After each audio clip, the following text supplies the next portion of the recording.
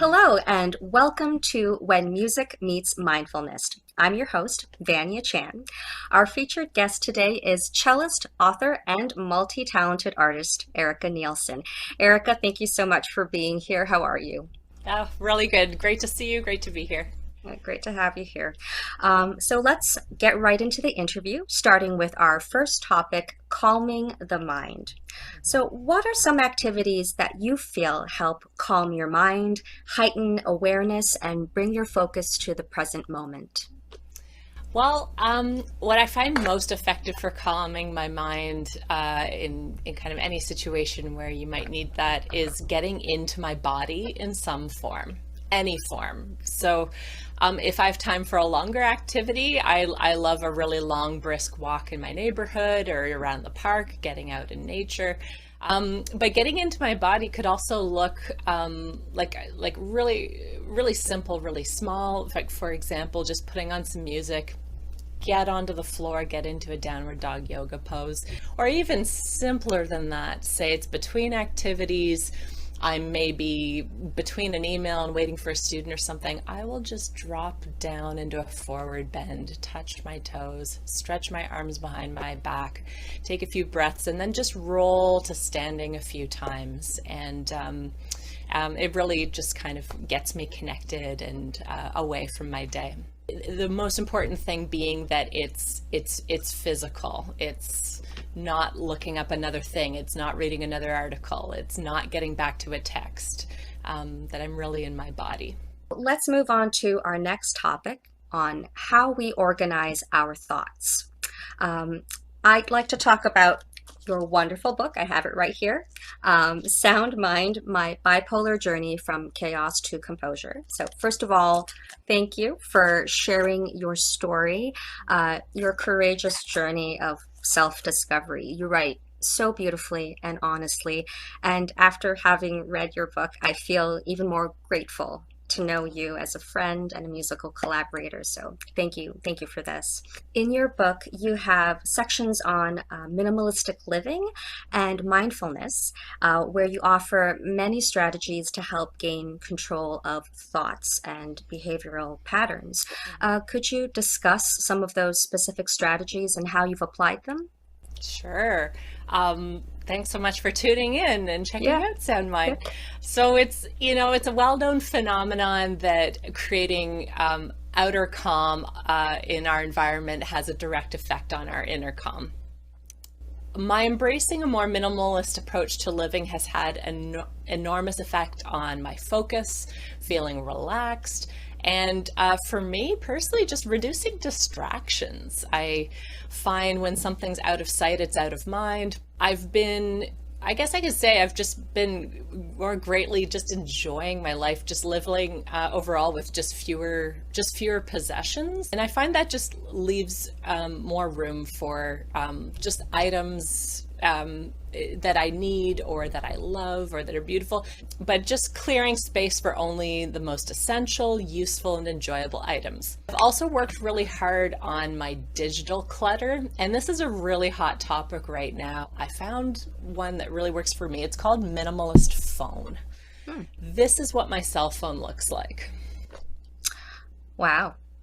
That's very, very minimalist, very clean. Yeah. Yeah. And if I want to search an app, it's all text and I just type in and so I have to mindfully think to myself, like, do I want to open up photos instead of the dopamine hit of the candy colored little icons where you go click, Yeah. click, click, and your brain lights up. As we all know, it's so easy to get distracted and get caught in what I call the social media vortex. I've been pivoting my focus more to mostly just sharing rather than consuming.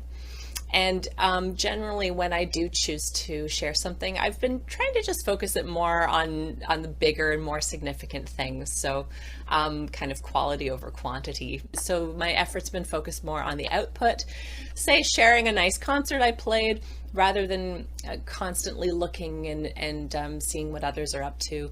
Another habit I practice when I do spend a little extra time on social media, I'll scroll for a bit and then I'll ask myself, actually out loud, am I really enjoying this? Mhm. Do I need to be doing this right now? Is this the most engaging and useful thing that I could be doing right now? And most of the time, the answer is no.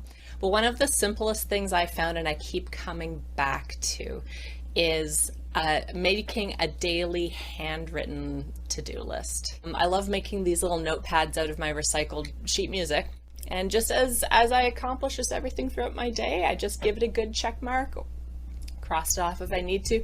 And then the best part, I'm very kinesthetic, so at the end of the day, I can rip off the sheet, say goodbye to the day, and I see this beautiful blank page for the next day. And so it's a great reminder that tomorrow's always a fresh start, no matter what today looked like and felt like. I love keeping a paper calendar. I actually have my students do this too with their practicing. I have them keep a practice calendar, and you can just see your patterns, like, okay, well, Fridays are my busy day. And but if I don't do that, days can just fly by, and I will have not, had a proper exercise or practice sessions. Okay, so let's move on to our last section of the interview. Psychologist Mihai Csikszentmihalyi was known for his research Flow, the psychology of optimal experience. He states that the pursuit of a goal brings order in awareness because a person must concentrate attention on the task at hand and momentarily forget about everything else. So a lot of what you were just talking about now really lines up with this concept. If you have your book on hand, if you could read that particular section that I requested, I'd really appreciate it. A wonderful part of my work as a musician and educator is that I actually have to be physically present and mentally focused to do my job well. I can't play the cello while I'm on my phone or on my computer.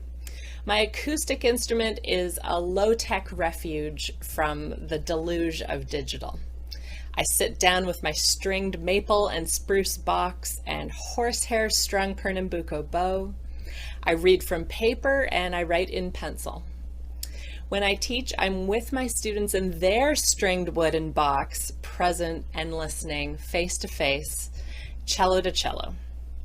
When I'm playing with an ensemble, I'm totally immersed in realizing sound from the notes on the page in front of me and connecting with my colleagues. I have found that the more attention I focus on my work, the less interest I have in what's going on in social media, which is a really nice side effect. I do, however, enjoy sharing my gig posts. I can tell, like through this specific quote, that you find contentment and true enjoyment in being fully immersed in the task of creating, educating, and collaborating through music. So that very statement shares your experience of accessing and enjoying that flow state. Thank you again, Erica, for being here and for sharing your mindful experience and wisdom. And to our audience, thank you for tuning in. See you next time on When Music Meets Mindfulness.